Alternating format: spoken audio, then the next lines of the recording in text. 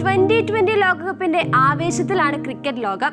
ചില ടീമുകളും താരങ്ങളും റെക്കോർഡുകൾ സ്വന്തമാക്കുമ്പോൾ നാണക്കേടിന്റെ ചില റെക്കോർഡുകളും ചില താരങ്ങൾ തങ്ങളുടെ പേരിനൊപ്പം എഴുതി ചേർക്കുന്നുണ്ട്.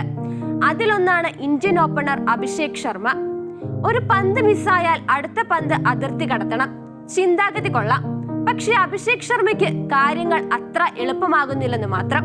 നെതർലൻഡ്സിനെതിരായ മത്സരത്തിലും റണ്ണൊന്നും എടുക്കാതെ പുറത്തായതോടെ ഈ വർഷം ഏറ്റവും കൂടുതൽ തവണ 0-ന് പുറത്തായ ഓപ്പണർമാരുടെ പട്ടികയിൽ ഇന്ത്യൻ താരം അഭിഷേക് ശർമ്മയും ഇടം പിടിച്ചിരിക്കുകയാണ്.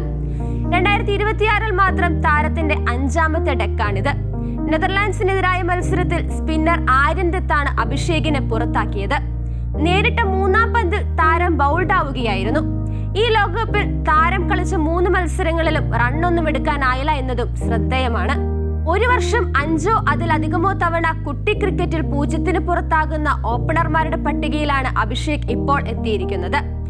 ഈ ലോകകപ്പിൽ കളിച്ച 3 മത്സരങ്ങളിലും അഭിഷേക് റണ്ണൊന്നും എടുക്കാതെയാണ് മടങ്ങിയത്. ഇടയ്ക്ക് പനി ബാധിച്ചതിനാൽ നമീബിയക്കെതിരായ മത്സരം താരത്തിന് നഷ്ടമായിരുന്നു.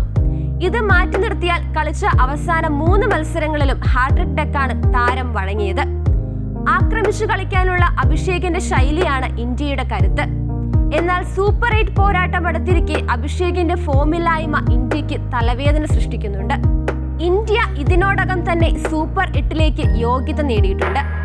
നോക്കൌട്ട് മത്സരങ്ങൾ തുടങ്ങുന്നതിന് മുൻപ് അഭിഷേക് തന്റെ ഫോം വീണ്ടെടുക്കുമെന്ന പ്രതീക്ഷയിലാണ് ഇന്ത്യൻ ആരാധകരും ടീം അംഗങ്ങളും.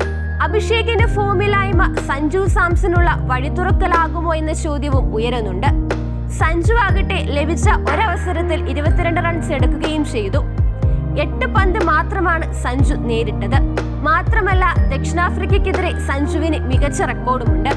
ഇവരിൽ ആരെ കളിപ്പിക്കണമെന്നുള്ളതായിരിക്കും ടീം മാനേജ്മെന്റിനെ ആശയക്കുഴപ്പത്തിലാക്കുന്നത്.